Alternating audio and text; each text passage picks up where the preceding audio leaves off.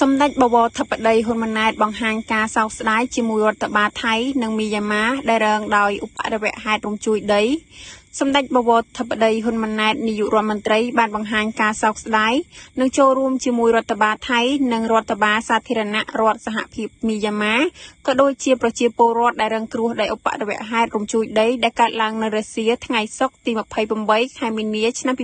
2025បន្ទាប់ពីការកើតឡើងនៃគ្រោះធម្មជាតិនេះក្រសួងការបរទេសនិងសហប្រតិបត្តិការអន្តរជាតិនិងក្រសួងការងារនិងបណ្ដុះបណ្ដាលវិជ្ជាជីវៈបានធ្វើការសហការជាមួយនឹងឯកអគ្គរដ្ឋទូតកម្ពុជាប្រចាំប្រទេសថៃនិងមីយ៉ាន់ម៉ាដើម្បីក្តៅព័ត៌មាននិងតាមដានស្ថានភាពជាមួយនឹងការសហការជាមួយសមាជិកមូលដ្ឋានក្រមការងារកម្ពុជាបានធ្វើការចូលរួមសង្គ្រោះនិងតាក់ទងជាមួយពលករខ្មែរដែលកំពុងរស់នៅ